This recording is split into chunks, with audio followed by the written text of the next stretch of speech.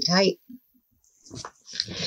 Hey Gemini, I'm back with your cards, so let's get started. The underlying theme or the overarching energy for this mid-month November reading for y'all is the Knight of Wands. The Knight, I see it as a few different things. The first is a message or a messenger, usually of the fire sign variety.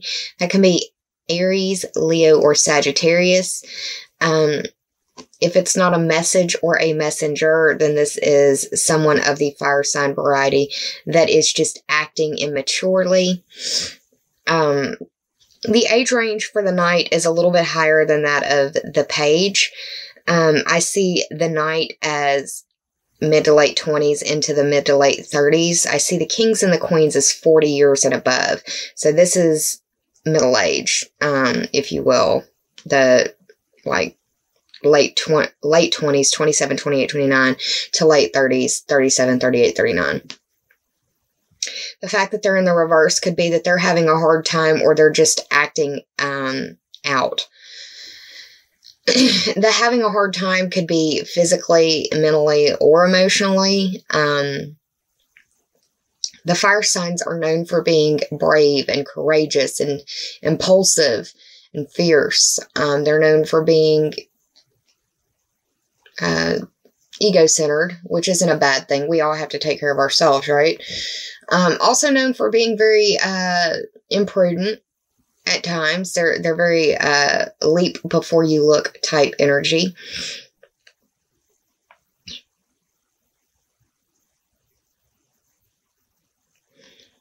It could be that you are feeling like the Knight of Wands or you are dealing with somebody of the Knight of Wands energy in reverse. Now, they're going to come from a subjective point of view, not an objective point of view. It's going to be a very personalized view of the world. And possibly self-centered, possibly only thinking about themselves. And it may be that the situation in their world requires them to be more self-centered. So be understanding, Gemini.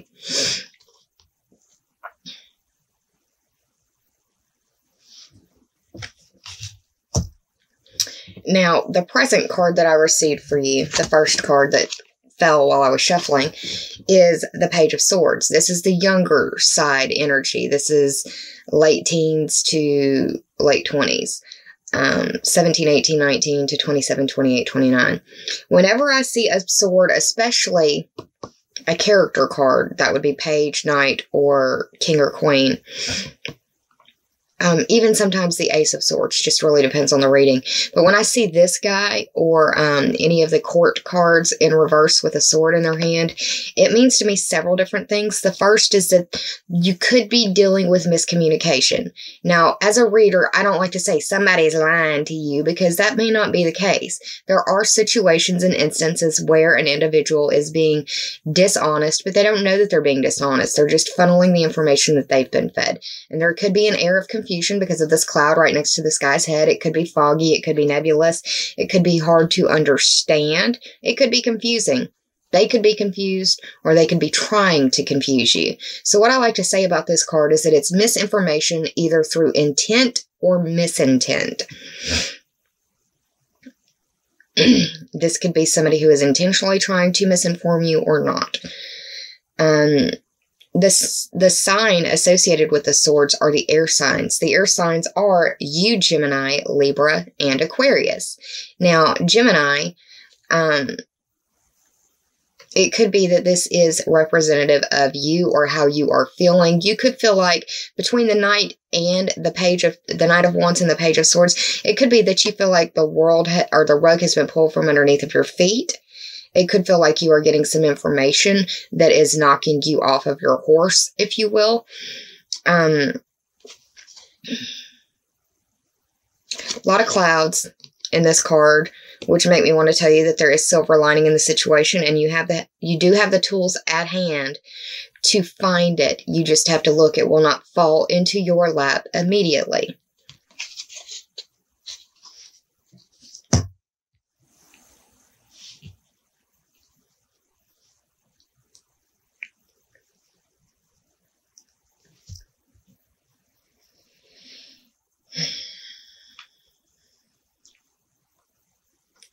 The second card that you received, which is representative of the past, is the Five of Cups.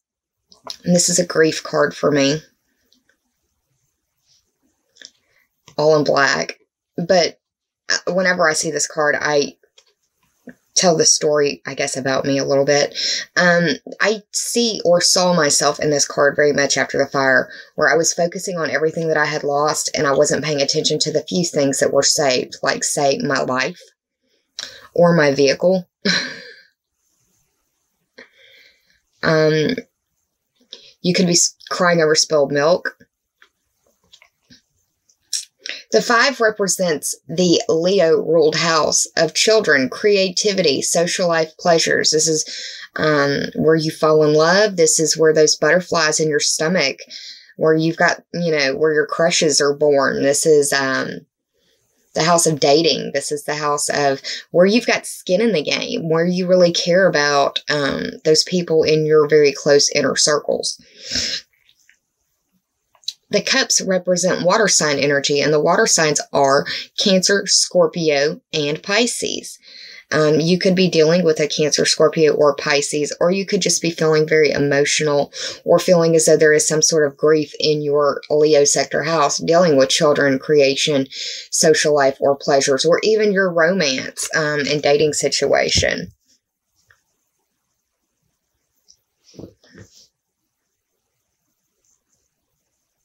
That's the past situation. The third card, this is the obstacle, which is kind of weird because this is a good card. This is a karma card. This is childhood. This is happy childhood. This is happy memories and nostalgia. It's also having enough to share without needing to be concerned about yourself. You have enough for yourself and to share with others around you. Another Cups card. Cancer, Scorpio, and Pisces could be involved, or it could just be emotional relationship type energy. This is the 6th card of the Cup suit. The 6 represents the Virgo ruled house of work and health, or the competency and skills that you bring to the services that you provide. The obstacle may be that you have a really good work relationship with someone and people talk. If there's too much good chemistry going on, people talk. And this is really one way that I'm seeing it play out, is that it may be an attraction that you're trying to hide as well because of the Page and the Wand. The Page and the Knight of Wands being in reverse. Everything else is upright. It may be something that you're trying to keep undercover. But there's like a genuine affection between these two people. I feel like it involves at least a fire sign. I want to say an Aries because of this red hood right here, because red represents fire signs for me, and the head is ruled by Aries. So it may involve an Aries. It may involve an Aries with the head. It may involve an Aries with problems like health issues in the head. That could speak to me because I've got PTSD issues and I am an Aries sun. You see how this stuff kind of plays out? There's a lot of flowers in this card as well. I don't know why I'm getting this, but it feels like it could be that with this grief card right here and the 3 being the obstacle, it could be that you're having to say goodbye to someone or something or some situation in work or health. And I'm only relaying that because the grief card is here. The minor arcana grief card is here. And we have this numerology of the 6th house between work and health. This message may just be for one person. I'm going to still continue, though, because I give the readings as they come to me.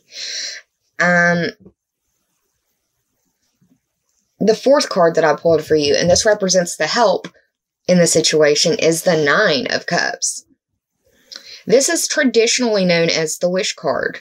I like to look at it as the fat and sassy card. You're happy, you have everything that you need around you and then some. You don't necessarily need any more, but it'd be nice to have that last one to make the full set, right? It's the wish card. It's the fulfillment. It's being fully fulfilled. And I can't help but notice another red hat right here. It's like it's dealing with an Aries in the head some way. Once again, the Cups cards or the cups in the card represent the water sign energy. Water signs are Cancer, Scorpio, and Pisces. I have a feeling that you're dealing with someone who has some water and fire sign energy, and it's affecting you on a very deep level. I know of one individual in my world right now that this very much speaks to. And people who have viewed my channel for a few months now actually may have seen a video that I put up about her. I have since taken it down. I'm not going to give any more details about it because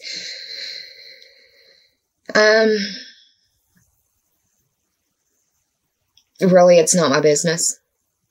But aside from that, it involves someone that I know is a Gemini and a little girl that I believe has some very strong Aries in her. The final card that I pulled for you, which may be the possible outcome, which makes a lot of sense for me, it's the Nine of Swords. I didn't cover what the 9 and the 9 of Cups meant, so the 9 for the 9 of Cups and the 9 for this, because I used the numerology up top to correlate to the astrological houses. The 9 is the house of Sagittarius. That's your long distance trips, your higher education. That is philosophy, religion, the study of foreign language, the study of philosophy and religion, the study of astrology, legal system matters, political system matters. It's foreign people, foreign places, and foreign things. And this right here is the Insomnia card.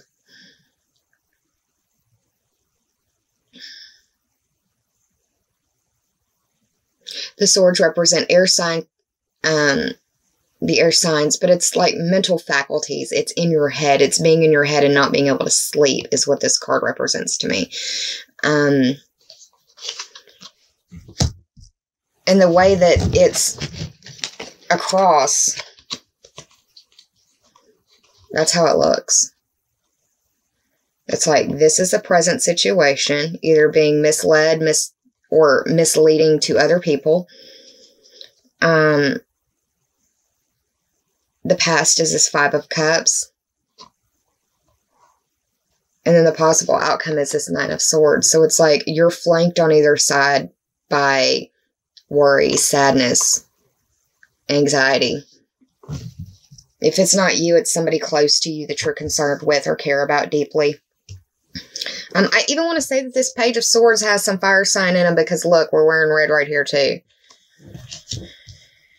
It could be their sun, their moon, or their rising sign, Gemini. It really just depends. But it looks like you're up late at night trying to figure out what's going on. Or you're up late at night trying to figure out the balance between what you want and what you have and where you're trying to go. And you could be feeling very tired because of all of this insomnia. Now, I did the tarot total. We had the 5 of Cups, the 6 of Cups, the 9 of Swords, and the 9 of Cups. That equals to 29. 2 plus 9 is 11. 11 speaks to the Aquarius ruled house of your friends, your groups, memberships, associations, and teams, affiliations that you belong to. It covers your future wishes, goals, and bucket list dreams. It can also speak to the internet because of Aquarius and that being ruled by Uranus and all that. But this could be playing out on the internet. This could be playing out through electronic messages as well. We've got Mars going into Aquarius, which is your 9th house, and you've got 2 9 cards up here. Mars is a planet of energy, impulse, and aggression, and passion as well. Moving into the 9th house. On the 9th. Are you kidding me? Yeah, there's a lot of synchronicity in this spread right here. It could be involving somebody who has a lot of Aquarius energy in them. It could be dealing with someone who's in a friend group. This can be somebody online or in real life friends. This can be somebody in the groups, memberships, associations, teams that you may belong to. yeah, that's what's playing out for you very strongly in this tarot portion of the reading. Let's go ahead and switch over to the oracle cards now, which also are very synchronistic in the numerology. Just give me a second. So what we've got for the first card is the Pearl Threaded. I have never had this card fall for me in a video reading. Let me pull closer. Look at the colors in that card. It doesn't look very impressive, but I mean, up close it looks way cooler. The Pearl Threaded. This is the 38th card. 3 plus 8 is 11, y'all. Friends, groups, future wishes, goals, dreams. Bucket lists.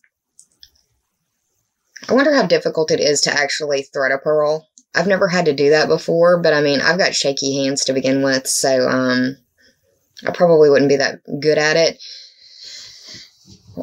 The first thing that I want to tell you is that this is about bringing you and another person, another situation, another lesson closer. Like a strand of pearls being stranded together. It's a single pearl. But how many singular pearls make up that threaded strand of pearls for the necklace, for the bracelet, whatever it is? This is about learning from the collective, learning from your work in groups. This also speaks to there being an energetic shift from the feeling of depletion to renewal.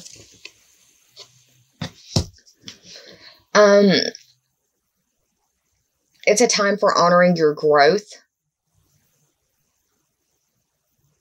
in all things.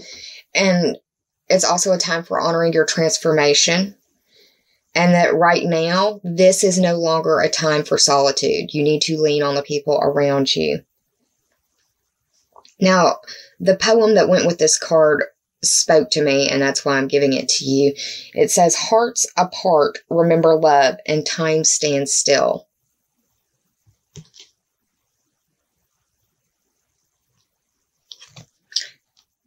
The Pearl Threaded.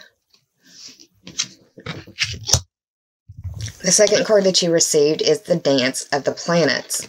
Check your sun, your moon, and your rising sign for the placements for your other major energetic areas of life. But yeah, for you, this is the 12th house. That's the house of secrets and dreams and repression and self-limitation. But this is the 56th card of this 70 card deck for the Journey of Love. 5 plus 6 is 11. Once again, the Aquarius ruled house of your friends, your groups, your associations, your teams that you belong to, the future wishes, goals, and dreams that you have on your bucket list. Dance of the Planets is pretty self-explanatory. There's a lot going on in the cosmic energetic world. And that forces that are larger than yourself are at play here, meaning that you can will it away or want to will it away, but you just aren't strong enough to move the planets. This planetary dance that is occurring on top of you and through your world is impacting your destiny, and it's for your growth. It's to make you be a better human being. You need to have trust in divine timing and in the divine order of things. You need to also trust, acknowledge and believe, and then trust in the synchronicities or the coincidences or the happenstances that are occurring in your world right now. They're trying to get your attention for a bigger message. Pay attention to the timing and the rhythm of your life right now.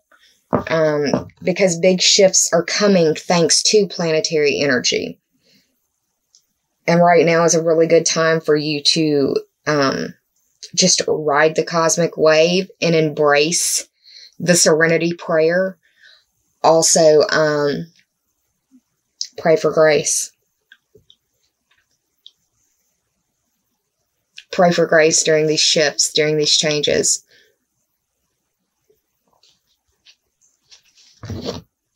So yeah, Gemini, that's what's going on for you for mid-month November. I hope you enjoyed this reading. If you did, please like, share, and subscribe. If you already have, I thank you from the bottom of my very grateful heart.